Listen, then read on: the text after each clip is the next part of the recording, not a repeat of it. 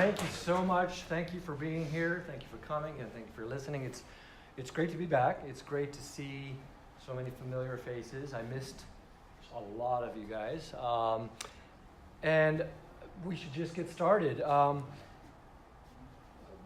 Probably first start of why are we here? Didn't we have a talk like this? Didn't we have a burnout talk? And the answer is yes. Dr. Chris Bundy from the WPHP gave a talk this summer that was excellent if you had a chance to make it. But I'm here more focused on mental illness and mental health, and particularly dealing with the stigma thereof.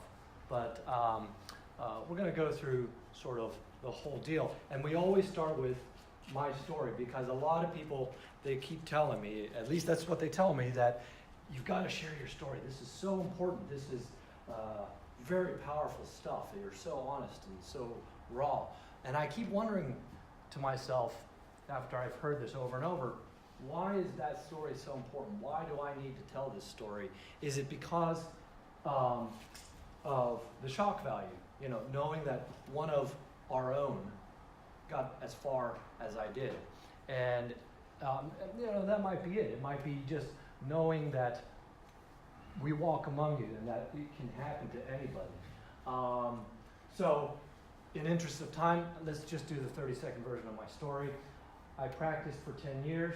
I went crazy. I wanted to kill myself. I quit. Sorry, that's 7 seconds.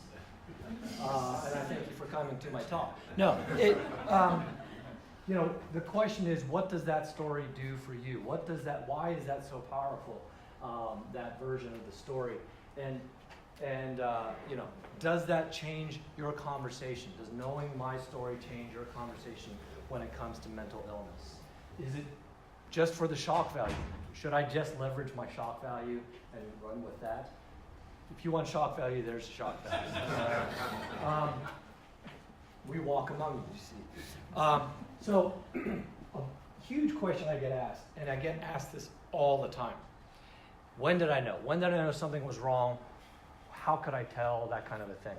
And my answer is, how can you tell? I mean, to me, I look perfectly normal. You know, there's nothing abnormal about this. And so I often get asked, you know, how did I let it get so bad? How did I go so far down that path without altering something, without getting help, without changing course? And to which I answer, you know, I don't remember when it went wrong. I'm not really cognizant of when things went badly. I'm kind of like, you know, the experiment with the frog in the boiling water, where if you start them off in cold water and just slowly turn the heat up, they don't realize that they're being boiled alive. And in my case, I had the cookie cutter route for doctors, is what I call it. You know, I went straight through. There's med school, residency, practice. There's nothing remarkable about my trajectory. And so, when did I know? It's a kind of a question for all of us. How can we know?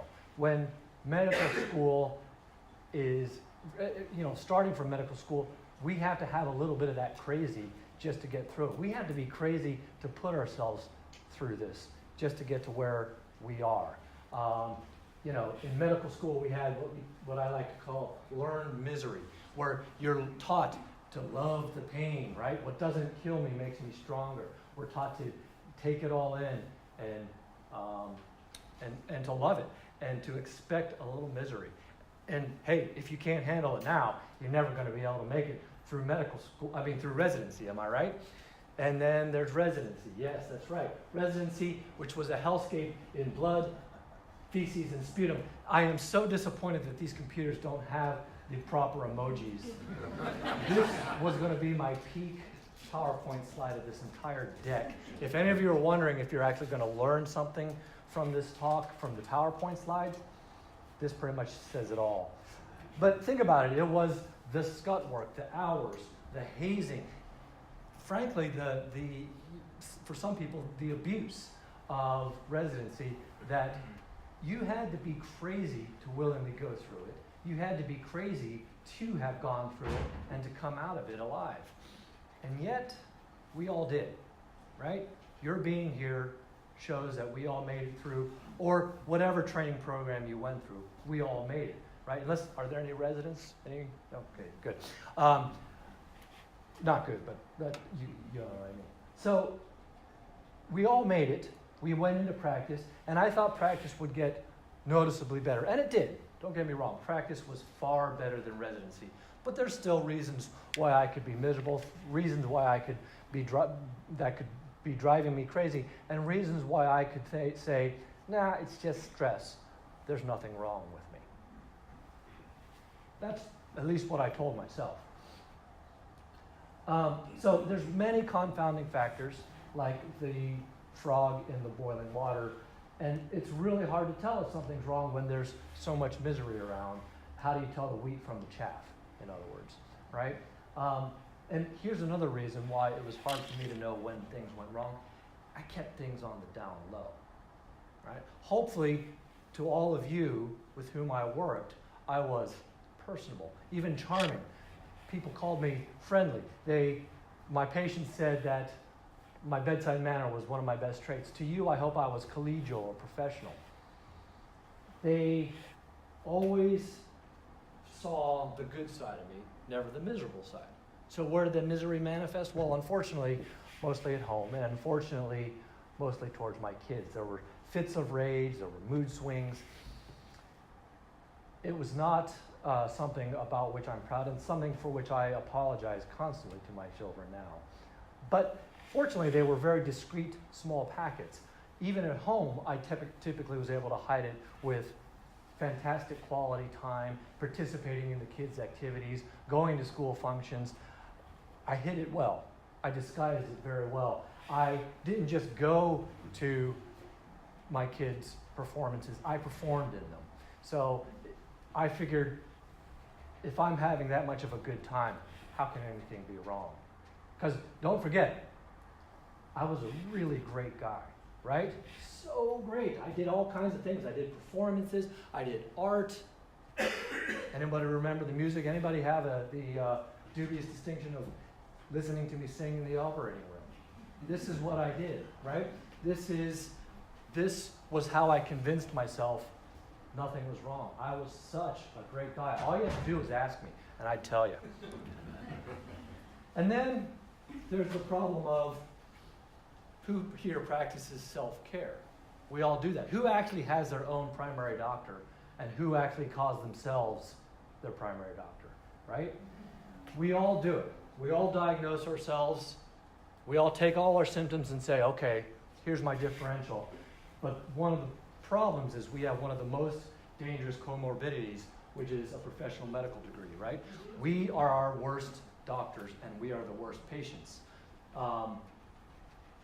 We take all of those differential diagnoses. We come up with two possibilities. One of two is the case. It's either the worst thing in the world, or it's nothing at all, right? And we take our diagnosis and we make it fit the narrative we need it to fit. Okay? And that's exactly what I did. There's no way I had mental illness. And I could take my symptoms and I could warp them to anything I needed to do. You better believe I took my 2 whole months of psychiatry training as a third-year medical student to become an expert in psychiatry. I could read the DSM as good as anybody, and that's exactly what I did. I actually went to the DSM, which, by the way, should have been a tip-off. But anyway, I went to the DSM and went through the diagnosis myself to see, do I have depression? Now, the first, of course, is depressed mood, which, I mean, come on, we all get the sads every once in a while, right? And I certainly wasn't going to self-report it, so I just ignored that. And other people weren't going to report it because they all thought I was a great guy, right? That's why I put the star there. I was a great guy. There's no way I could be depressed, especially with this whole diminished, and I did not have anhedonia. I actually took interest, took pleasure in a lot of the things I did. So how could I have anything wrong with me? There were a lot of other of these that I could manage to ignore. The fact that I fell asleep instantly as soon as I hit the pillow meant I didn't have insomnia. Now, it never occurred to me that I fell asleep instantly because I was going to bed at 2 or 3 in the morning every single night and only getting about 3 or 4 hours of sleep. But that means I didn't have insomnia, right? Fatigue, we're all doctors. We're all tired, right? No way I could have depression. Feelings of worthlessness, this one I had to lawyer up a little bit and say, well, it depends on your definition of excessive or inappropriate. I said, nah, I'm not inappropriate. It's perfectly normal to beat yourself up to try to be better. That's what we do. We do as doctors. We beat ourselves up to be better, right? This one really threw me because I could finish, this is the ability to concentrate nearly every, or think. And I mean, I could finish a AAA, a carotid endarterectomy, and create a fistula all in the same day. How can anybody doing that much have a problem with concentration? And then this last one, recurrent thoughts of death or suicidal ideation. Yeah, I just ignored that one. We just crossed that out, right? Because again, we fit the diagnosis to match our narrative. Eventually, though, I couldn't ignore the signs anymore, right? Eventually, I had to pay attention. And that day came on the day that I made this sketch. I don't show this because I'm particularly proud of it. It just has significant meaning. This is the Deception Pass Bridge, if any of you recognize it. It's a part of a hike that I would take my child's Cub Scout pack on once every 4 years. And the kids by this point, this was the 4th time doing it. The kids by this point were getting a little bored of it. But the Deception Pass Bridge was by far the pinnacle of the hike, right? We loved crossing the bridge. It's really cool. We like to look at the water below. We like to look at the scenery around. And we always stopped in the middle of the span to look down at the water. And it was on that day, sometime in 2015, that I desperately wanted to jump. Everything in my mind left me. All I was left with was this voice saying it's time to go, and me desperately wanting to fly. It didn't occur to me at all that I was in charge of several young Cub Scouts. It didn't occur to me at all that one of those Cub Scouts was my own, right? All that mattered was listening to that voice. And eventually, one of the kids came up and said, hey, come on, let's go. And I went, and we just kept going, and I eventually sketched that bridge. Well, you remember how I said even I couldn't ignore the signs? Turns out I ignored those signs. It's easy to blow it off. I kept thinking, this is just a one-off. This was just the novelty of being on that bridge, staring down over the water. Some people get that feeling like you're going to fall in. That's all this was. It was, the romanticization of jumping off a bridge, kind of like the Golden Gate. This is a beautiful setting. Maybe it was just the idea of doing a swan dive off the bridge. And heck, I didn't jump, so it must just be a one-off. And of course, it turns out it wasn't just a one-off. It didn't have to be a bridge. It didn't have to be a beautiful romantic setting like this. It could be anything. It could be a parking garage. It could be the South Tower or the Silver Tower over at Evergreen. It could have been, didn't have to be from a hike. Who here has driven along 520 or 405 and cataloged every abutment and every utility pole that will cause death at around 80 to 90 miles per hour? Anyone? Anyone? Just me? Just me? So eventually I had to pay attention, but I didn't get help. Rather, I tried to fix myself, as I've already said, but also I tried to see if maybe I could change the course of things, thereby changing the environment, right? And so I turned in my resignation. This actually happened at the end of 2015, and it just so happens that my contract says I had to give my partners 12 months notice, a full year. So for the entirety of 2016, I was retired man working, right? I knew I was going to end abruptly at the end of 2016, but I kept working full employment so that I could get certain contractual things out of the way. And it actually ended up being one of my most productive years, ironically. And I told very few people. I mean, did anyone know during 2016 that I was going to quit? Until I made the announcement, of course. The people I did tell, and when I finally did come out with this, all asked, I mean, without fail, they all asked, so what's next? What are you going to do? And I would tell them all kinds of hand-waving answers. I'd say, oh, maybe I'll write a book. Maybe I'll do consulting, or maybe life in politics. And none of those were real. I just wanted out. That's all I cared about, was that I would be free of medicine. And I thought that would be the trick, right? You have a noxious stimulus, you remove the stimulus, everything gets better. And initially it did. When I turned in that resignation letter, it's like the weight of the world lifted off my shoulders. But very soon after, I started spiraling downwards, even worse. And I think some of you can relate to why. What are we if not doctors? Or just health professionals in general, right? What are we? We've spent literally decades getting to where we are. And for me, it was half of my life getting to where I was, to the exclusion of almost everything else. And there I was, giving all of that up with a simple letter.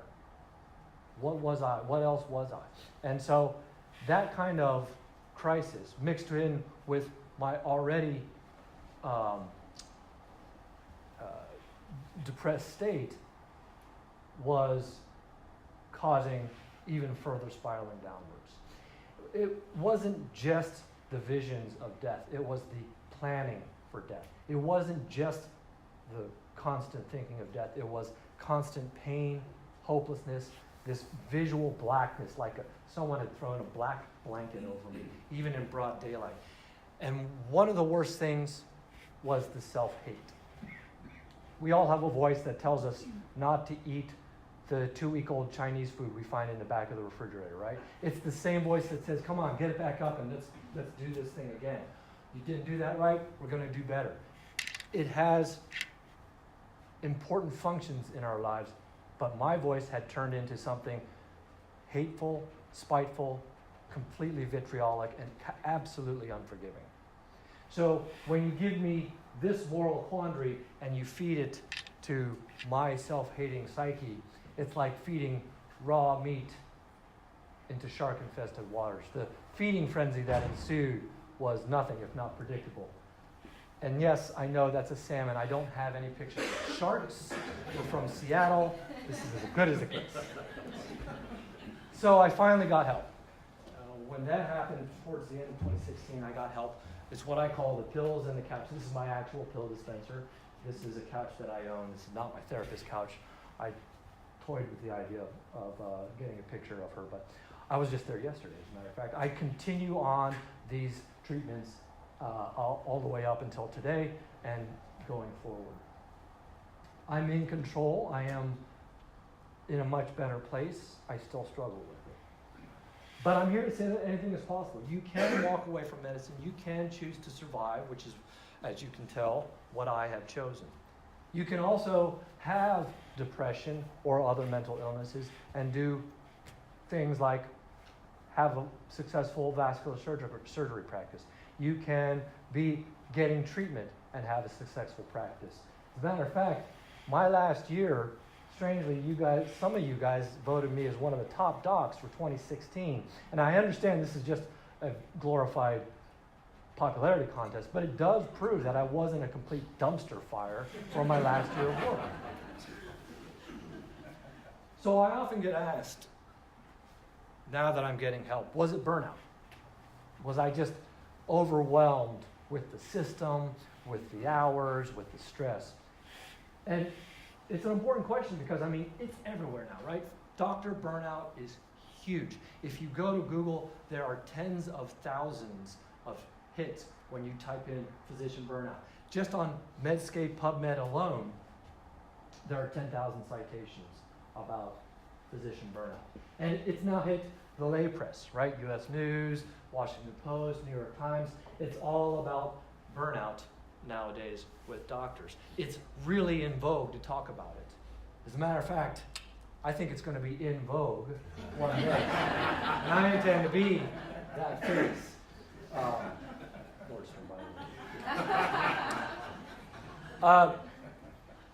It's sexy to talk about Dr. Burnout. Notice how I use sexy with this slide. It's the rage right now, right? So we should probably talk about it. What is burnout? Now this is a slide I lifted from Dr. Bundy with his permission. We talk about burnout, and if you read a paper on burnout, you'll hear burnout is usually defined as these three things. And this comes from the work by Dr. Christina Maslach out of UC Berkeley, who's kind of the guru. And if there's any gold standard of what burnout is, this probably is it. There's a Maslach burnout inventory now, these standardized questionnaires. But when people rattle off these terms, they don't necessarily mean anything in real world conversations. Exhaustion just sounds like, well, am I tired? No. Burnout is not just being tired. Exhaustion means you're running on empty, you're running beyond empty, and any attempts that you have of replenishing your tank just get you back to empty at best. All right? It's not just, I'm tired. The depersonalization is particularly important in medicine because it's what we do, right? We dehumanize our patients. They become diseases. They become numbers. They become the butt of our sarcasm, and sarcasm is a hallmark of this depersonalization. And then there's this ineffectiveness, which makes it sound like you're burnt out because you were ineffective at treating Mr. Johnson's diabetes. And that's not what this is at all. It's the ineffectiveness of your entire life or your career or your professional fulfillment. It's you looking at yourself as a doctor and saying, have I done anything effective? And so burnout is a lot more than just I'm tired or I'm sick of EHR. It's a chronic exposure and prolonged exposure to these type of stressors. And the numbers are pretty staggering, right? It's over half of early career trainees, and even in early career physicians, it's nearly half. And for doctors, it is worse than the general population with an increased odds ratio. So it is a big deal. And why is it a big deal? Well, because it can have significant effects on the practitioner, and it can have significant effects on the health system itself. Patient outcomes, higher costs because of turnover, and medical errors. So it is a big deal to talk about burnout. And I put this, what are some of the things that lead people to burnout? Why do they get into one of those three categories? And I put this on here because a lot of this overlaps with those symptoms you saw in mental illness, whether it be depression, anxiety, or otherwise. A lot of this is going to overlap. So I used to struggle because I thought I was purely depressed, and then I realized, well, maybe I had some elements of burnout. And then I, started playing with PowerPoint and made Venn diagrams. This took me at least 2 or 3 hours because I changed colors and the thickness of the line. Venn diagram, that's peak PowerPoint. But the whole point is that there is some distinct entities of mental illness, there's distinctions of burnout, and there's clearly an overlap. You might have this question that I get asked, did the burnout cause the depression, or did the depression cause the burnout? And it really is a chicken or the egg situation. It's almost a nonsensical question anymore. It doesn't really have to be answered. What now has to be answered is, what do we do about it? So in order to figure that out, we do need to make a few distinctions. Burnout is not a diagnosis. There's no DSM code for it. There's no ICD-10 code for it. Whereas, as we know with mental illness, there's plenty of codification, both in the DSM and in the ICD-10. Burnout is not treated with meds, whereas mental illness is responsive to medication and psychotherapy. Rather, burnout is more focused on changing systems and changing physician resilience with movements like wellness initiatives and initiatives to change whole health systems. This focus on wellness we'll talk a little bit about it's unknown whether it has any effect on mental illness or not. So let's talk about some of those burnout treatments. There's new evidence that if we can improve physician resilience and personal fulfillment, that can help some outcomes for doctors. Now, what that typically means are things like giving the doctor more control of their lives, of their lifestyles, and improving some of their health factors, such as their nutrition, their exercise, their sleep. But that does tend to put the onus on the doctor, and so that's not enough. And what we need to do is focus on the systems that have put us in this position in the first place. And there's actually some data now that show that burnout measures that work on the systems rather than just on the doctor have better outcomes. So we have wellness committees. We're here at one today. We have officers that are in charge of wellness, chief wellness officers. I love this one. Some people call them chief wellness champions. Like I said, these are making a dent in physician burnout, but I do have some caveats that they don't just become boxes to check off, right? They don't just become, the next JCO checkoff box with modules and measures and things that we can track. They're not just action items. They have to be actual intentions of helping physicians and other practitioners who are burnt out. Which brings up the question that I raised earlier: does wellness treat mental illness?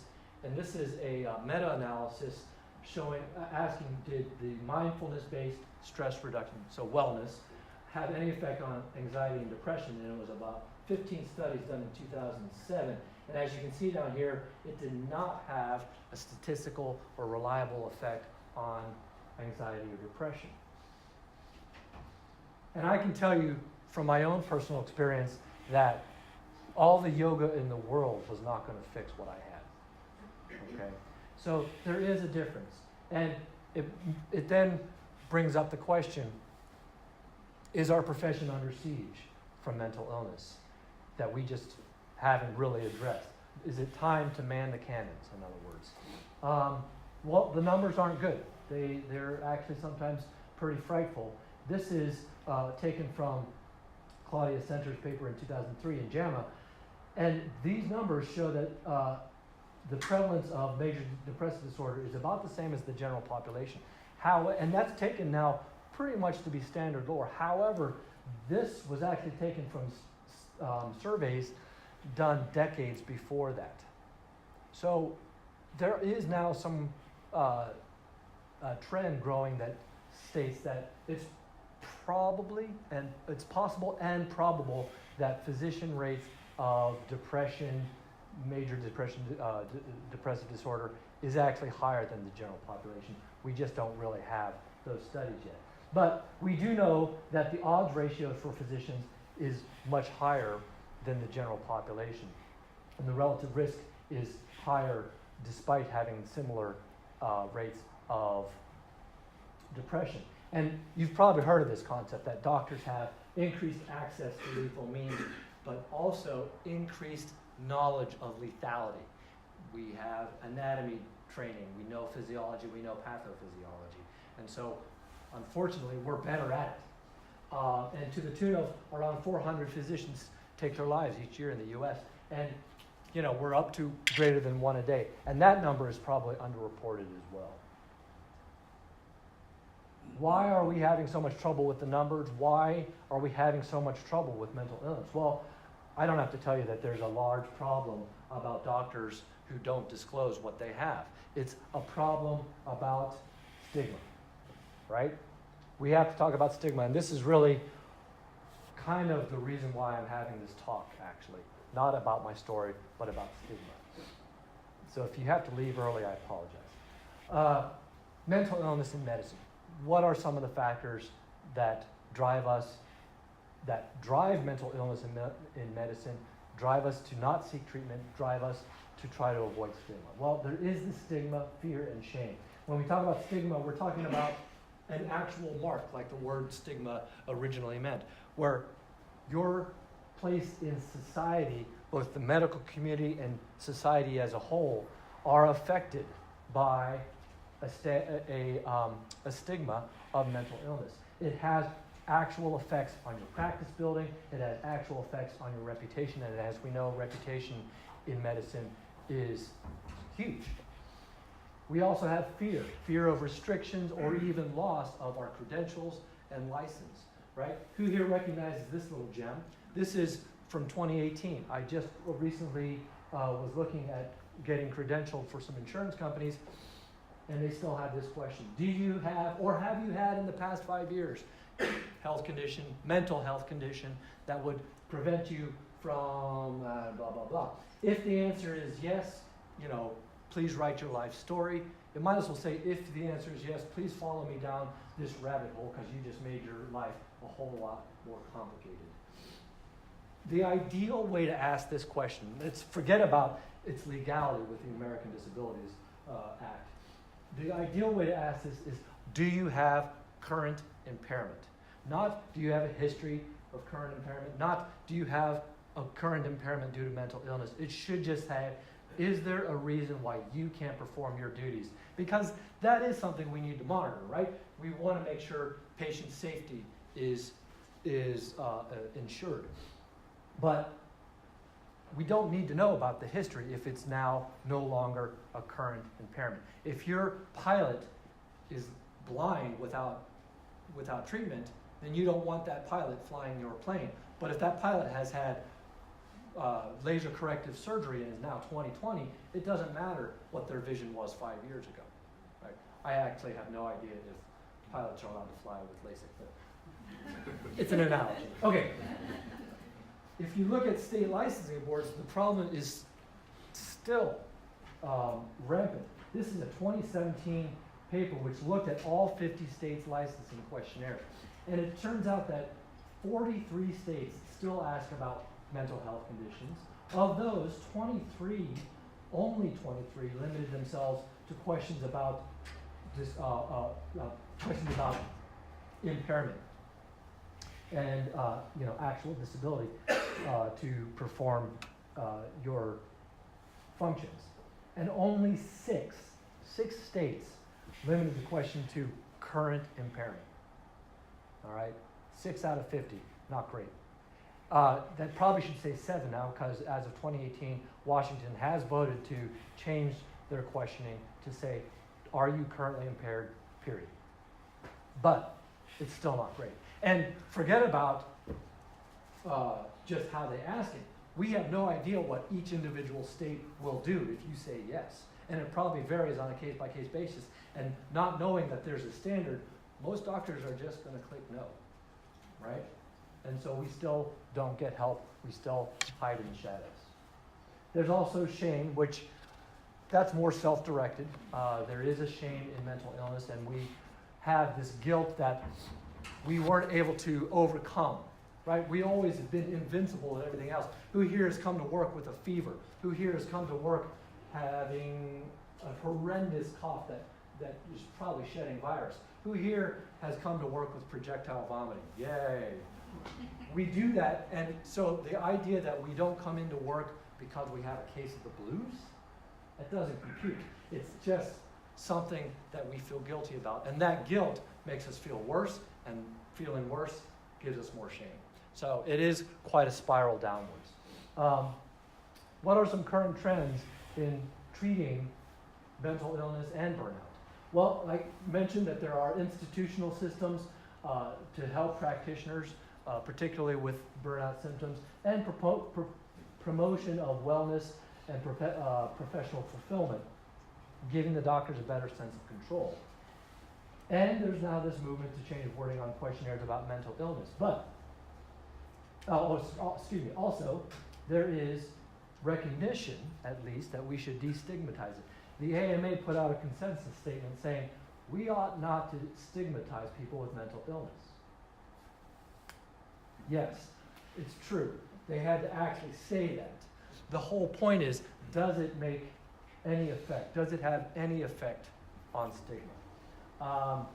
First, I wanted to address, does wellness address stigma? And in some ways, it will, right? Because if we de-emphasize illness, but focus instead on health, i.e. wellness, we're going to have less focus on mental illness and more focus on mental health. Mindfulness, which is a major component of wellness, de-emphasizes that shame and self-blame. So you have a little bit more kindness to self. So yes, there are some things that can help mental illness when we talk about wellness maneuvers. But how do we address the effect of mental illness on our reputation? How do we affect the actual stigma in society? Society still has this generalized attitude towards mental illness, whether we like it or not. But there are some trends towards more openness, conversation, and awareness, right? We have ad campaigns, we have PSAs, we have celebrities talking about it. We have more awareness. Who here has heard of some of these awareness campaigns? Who here knows that there's a mental health? Anyone know what day it is? World Mental Health Day is October 10th. Very well done. It is October 10th. Okay. Who here knew that there's a World Mental Health Week, also known as Mental Illness Awareness Week? Anyone? Mine's not fair. I worked for the American Foundation for Suicide Prevention for 4 years, so all right. Well, in the room. it's the first week of October, and there's also a World Mental Health Month. Anyone know about that one? I'll give you a clue. It's not October. It's actually May. These are all, so we have awareness campaigns for Mental Health Day, week, and month. But judging by at least this informal poll, 95% of us weren't aware of these awareness campaigns. So, all right, I only have 45 minutes. We do have ad campaigns. I mean, there is movement now. I mean, I just Googled celebrities who speak about mental illness, and this is just the first page. I didn't even scroll down. It's, like I said, in vogue to talk about mental illness. It's very, very fashionable even. And when a celebrity does it, it does seem to carry more weight. It's sort of that thing in people, hey, famous people, they're just like us. It makes it so that we can have unashamed conversations. But do we really, is the question. When a celebrity commits suicide, our awareness suddenly spikes through the roof, right? We have trending hashtags like talk about it, or are you okay, or it's time to talk. But that eventually comes back down to baseline until the next celebrity takes their own life. It is making a dent. Social media is someplace where we're seeing some movement. There's a survey that said that 47% of young people feel free to talk about their mental illness when they're online. Now, some of that could be because of the anonymity of your online persona. But some of it might actually be that there are new attitudes and that there's a new culture, particularly among young folk. And that's exciting. So exciting that I participated in an event a couple weeks ago with Dr. Bundy of the PHP, wherein we were talking to second-year medical students at the University of Washington. It was their mental health block, and this day was a whole half day dedicated towards physicians' mental health, including suicide and burnout. And I was there to be sort of the human face, coming from one of their ranks, since I did some of my training at the University of Washington. It was so engaging. This was one of the most fulfilling speaking engagements I've had. Being able to talk directly to students, having them talk to me, because it gave us a chance to engage them at such a young, and oh my God, they were so young. So young. It gave a chance to engage them at such a young stage and such an incipient stage before perhaps some of this sets in. And maybe at a stage where they can make a difference. So you want to talk about mental illness? Let's talk. Let's have conversations about mental illness. You want to know what it's like to have mental illness? Okay. 2 years to the day after starting treatment, I still have visions of my own death.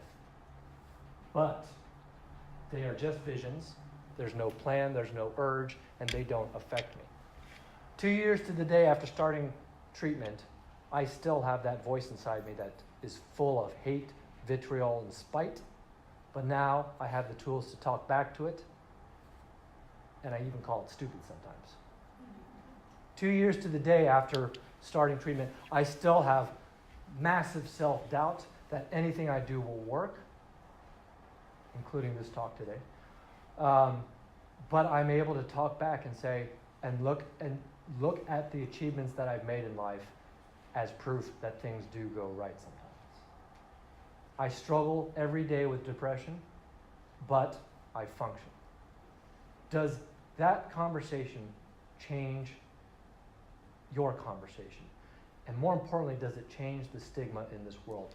And I would argue that framing is everything, right? It's the difference between seeing eat crab or eat crap, or if you really bend a certain way, you can have fat crap. But I didn't take a picture of that. Okay? Can we frame it so that it's just another disease, like diabetes, a torn rotator cuff? Can we throw around measures like your A1C or your range of motion in your shoulder or someone's creatinine? Does mental health have similar measures? Does mental health have an A1C? Not really. And here's the problem. When we're only talking about in health, we're not talking about, in illness, we're not talking about it in health. And mental illness is something that's very difficult to talk about once you start talking about it as an illness. I always say to friends and family, trying to describe mental illness to someone who doesn't have mental illness is one of the most exhausting tasks in the world. So what I told those medical students is I'd rather talk about mental illness as mental health, kind of like you're talking about leg day at the gym. All right? I don't want to talk about what I've torn or what I've sprained. I'd rather talk about the squats I did, how much time I did on the Stairmaster, how far I ran. Okay? I want it to be so conversational, so mundane that anybody can talk about it. We're talking about leg day at the gym. And I'm not talking about CrossFit of the mind because I love this. The only people who want to talk about CrossFit are the people who do CrossFit. Am I right, people? You can't make it something that only a few people want to talk about. You can't put it on a pedestal. You can't compartmentalize it because that's where stigma comes in. When you make it something exclusive, people start talking about it in whispers, and that's where the stigma comes in. You have to talk about it as something that everyone can talk about. And it can't just be about the illness, you have to talk about it in health. So these trends, are you okay, time to talk, is not the same thing as talking about mental health. We need to be able to talk about how we feel on a day-to-day basis. And you're thinking, whoa, cowboy, how we feel. That's not what we doctors do, right? That's not what we practitioners do. We talk about how it feels to have a cold. We talk about how it feels to have my herniated disc that I had. But do we ever talk about how we feel? It's almost never, right? Hey, how are you doing, Jamie? Oh, I'm doing fine, right? It even happened today. I'm the poster child for someone who you really want to know how is he doing. And I'll say, oh, I'm fine, right? We don't talk about how we feel. It's not just talking about us. Let me give some examples. Imagine if we could talk about what I did for my mental health yesterday as easily as I talk about, going up to Alpental. I went skiing yesterday. It was glorious. I meditated yesterday. I felt so good. Right? If we can have that kind of a conversation, then when something starts to go a little sideways, it's not a big deal, right? Oh man, I went skiing yesterday and my quads are killing me. Could be the equivalent of, now I'm feeling a little bit down. Right? Can you imagine being so comfortable that I went skiing yesterday and I tore my ACL, that's why I'm in crutches, could be the equivalent of, I'm really struggling here. I'm really struggling. I think I need some help. Can you imagine taking time off for an ACL repair being as common as taking time off for mental health reasons? And more importantly, because we're talking about everyone else's opinions too, because of stigma, can you imagine if this sentence applied to both people? It doesn't right now.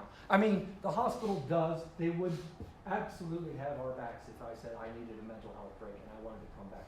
I am convinced that at least here at Overlake. But really, would Would my entire life be the same afterwards? I don't think so. I mean, reputation is everything, and it would be hard to come back. And having a hospital have your back for reputation as well, that would be a huge step. So, I'm here to say, change the conversation, maybe even change the culture. Am I tilting at windmills or trying to move mountains or absolutely destroying a whole bunch of metaphors? Yes, on all of the above. Okay? But that's kind of where I am right now.